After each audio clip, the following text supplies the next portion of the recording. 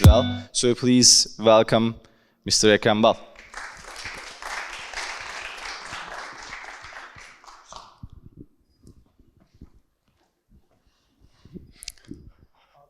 So, hello everyone. Today, I'm just going to start with thanking to Cryptİst team for having me. Last year it was amazing, and this year I'm sure it will be amazing. So thank you for coming, and good morning. So today, I'm going to talk about the future of privacy and proof of innocence. Who am I? I am Ekrem, one of the co-founders of Chainway, and I'm also leading the development of Proof of Innocence and privacy pools. And here you can see my Twitter and GitHub accounts. So what is Chainway? We founded last year. We are a blockchain infrastructure company focusing on Bitcoin, Ethereum, and zero-knowledge technology. And here you can find my co-founders Orkun, Esat, and Murat Karademir, and me. So, I'm going to start with why privacy is important in blockchains. There are a lot of reasons why privacy is important, but I'm going to state one of the most important ones. So first one is obviously security. Because if all transactions are public, people may use that public information to de-anonymize you, and they can make targeted attacks, like physical attacks, scams on you. Most people think that blockchains are anonymous, because we only have an address, which is some random number. But it's actually easy to de-anonymize people.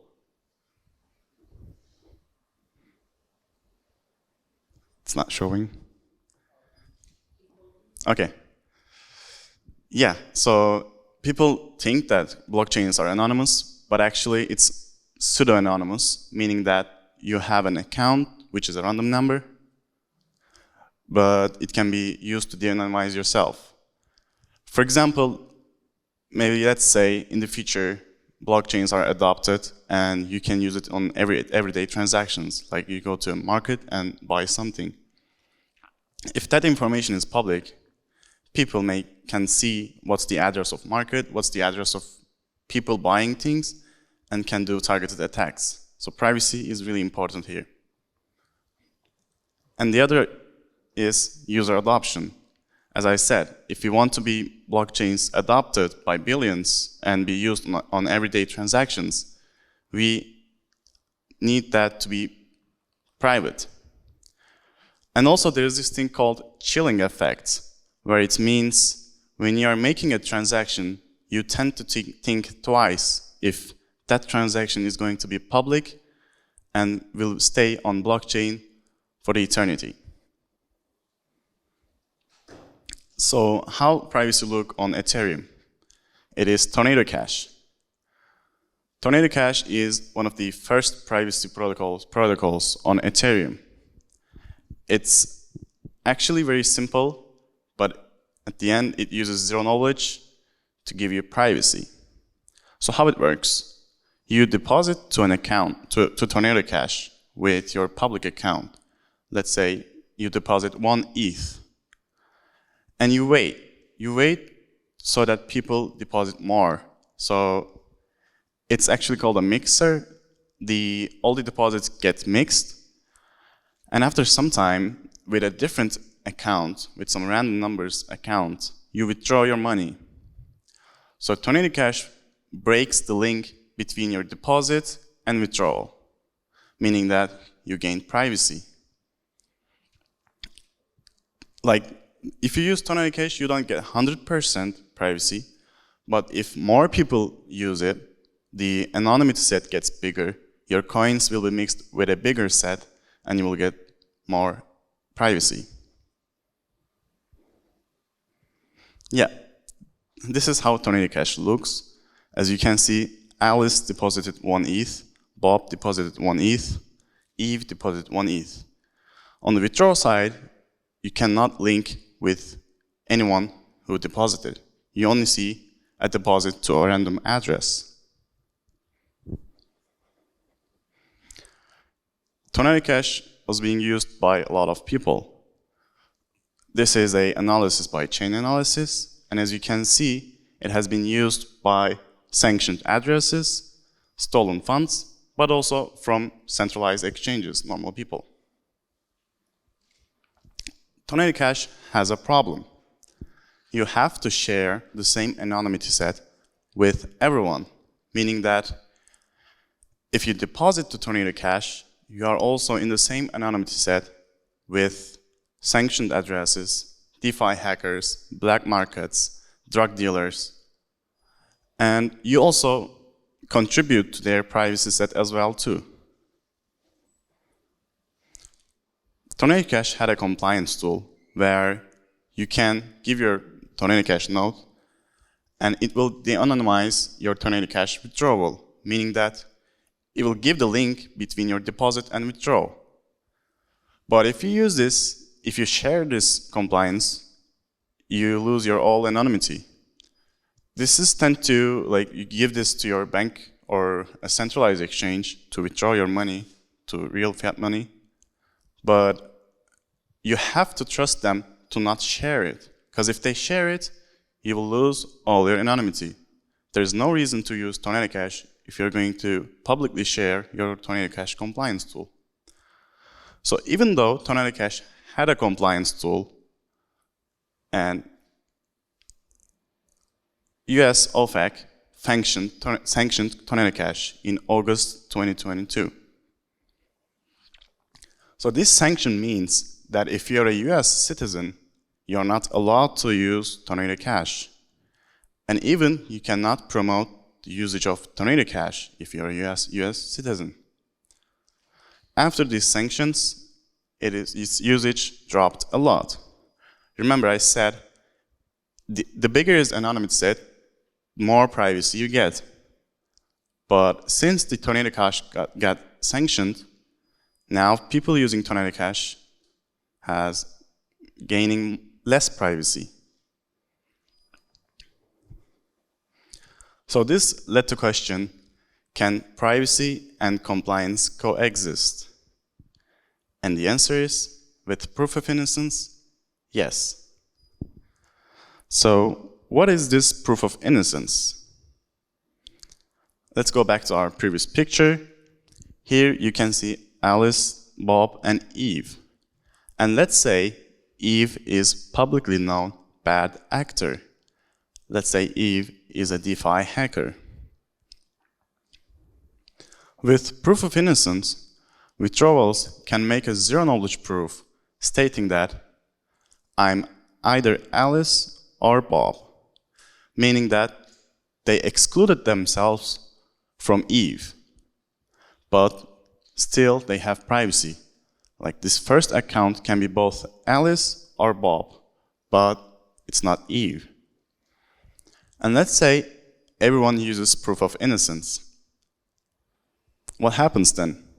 As you can see, these three accounts use Proof of Innocence, but in the middle one, they couldn't prove that they are not Eve. All the other accounts prove that they are not Eve, meaning that it is probably Eve.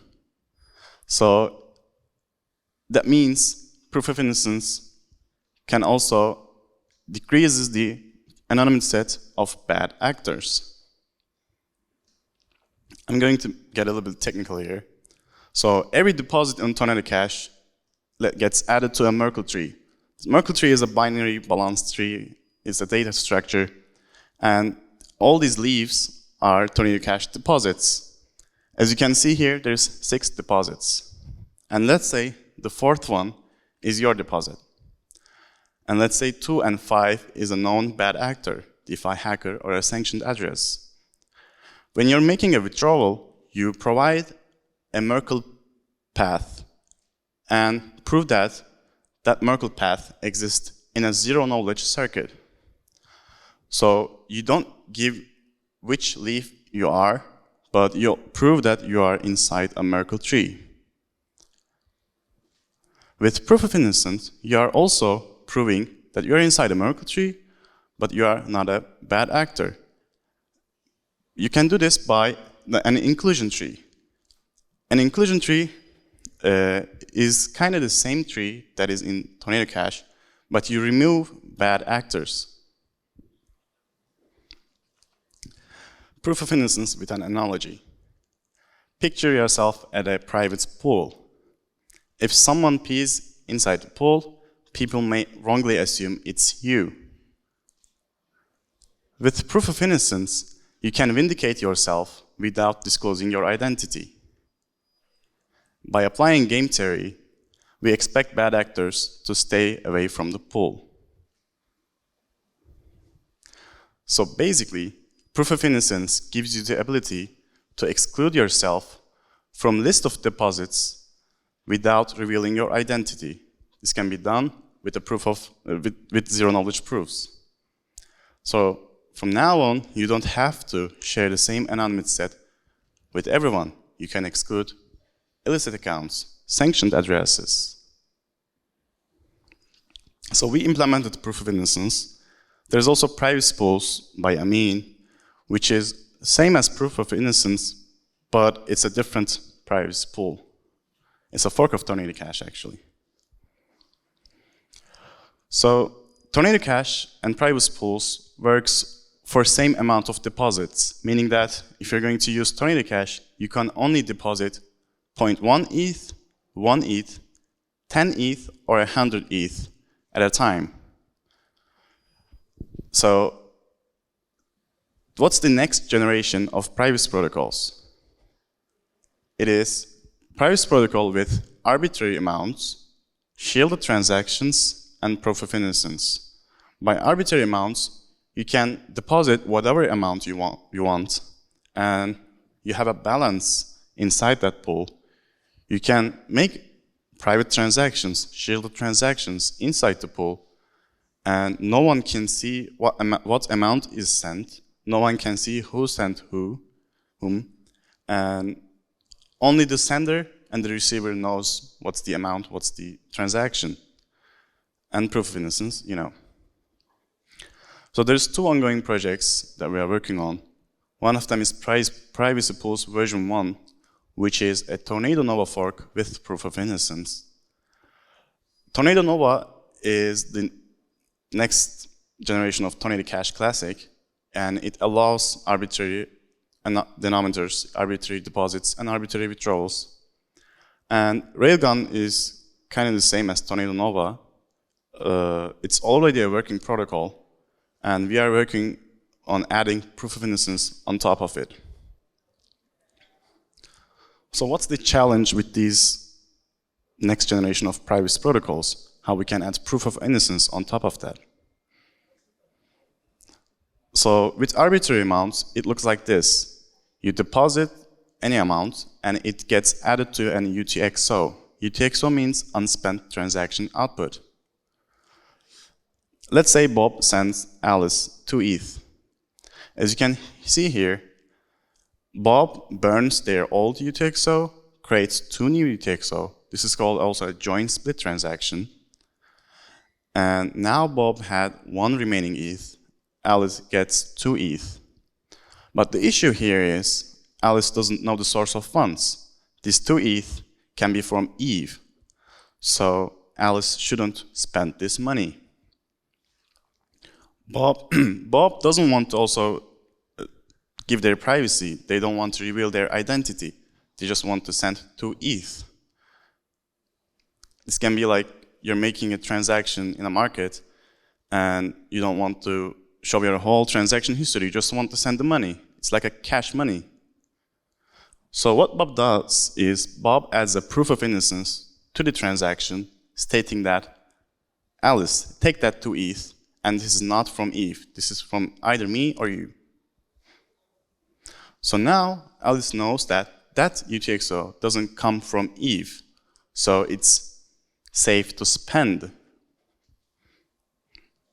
Alice joins these 2 transactions, makes a new UTXO and withdraws it, and also creates a proof of innocence stating that this transaction is not from Eve.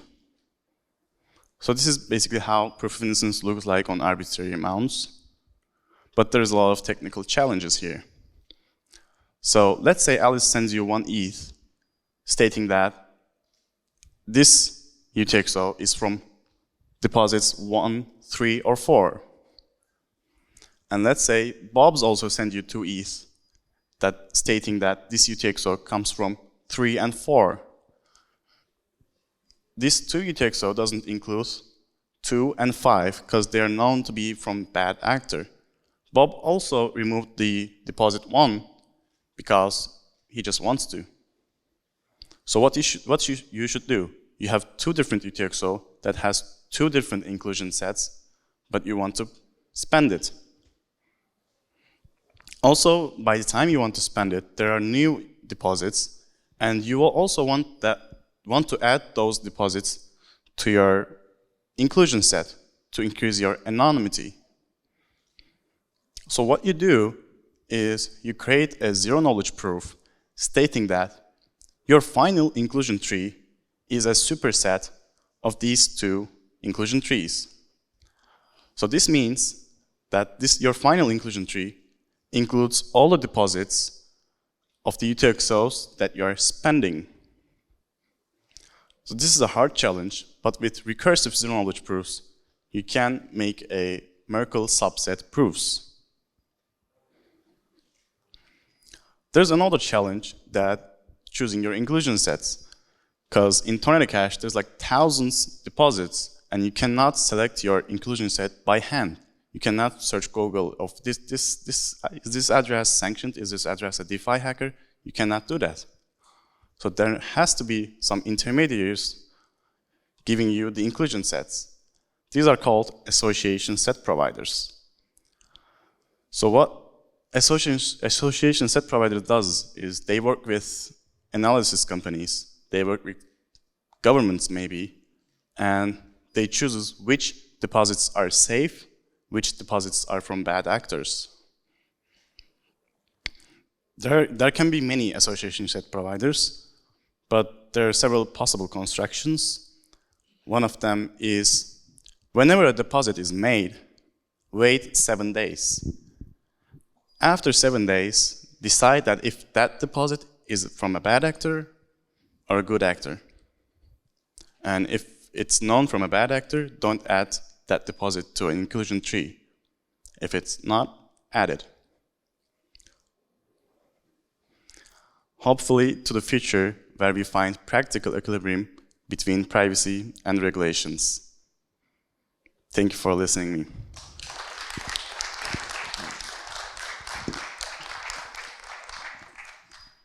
Any questions? Okay. We have a question. We have, sorry. Why don't you do exclusion sets instead of inclusion sets? Like prove that I'm not on a sanction list instead of proving that I'm part of a different set that like for some reason is okay. Yeah, it's technically actually the same, because when you're excluding yourself from a list, that is actually, inclusion set is the opposite of that set, because there's a finite set, and when you're excluding yourself from a subset, you're also including yourself to a different set. Why we use inclusion sets is a little bit more technical, because when you're making a Merkle proof, the proving that you are inside a set is easier than proving yourself that you are not in this set. It's for like zero knowledge convenience, and it's actually the same in terms of what you are proving. There's also one question. I'm sorry I was late, but I don't know how you mentioned about it, but is it possible to apply the same concept in Bitcoin? Yeah. So actually, every transaction in Bitcoin is public. You can see what joins the transaction is made. So there's no need for that. You can trace it back. But if you make the same protocol on Bitcoin, you can make it succinct. So when you're withdrawing, you can make a succinct proof that this is not from a bad actor. but they also can trace it back and make the same claim. It just makes it succinct. Okay.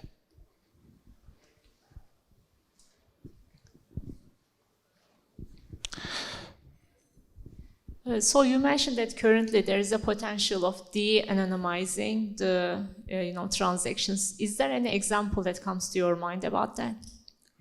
De-anonymizing by making it public? Yeah, like any example that stood out for you.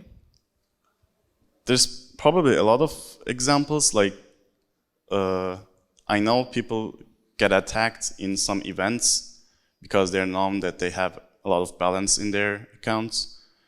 I heard some stories about like they torture someone until they give their private key because they know they have a lot of money in that private key.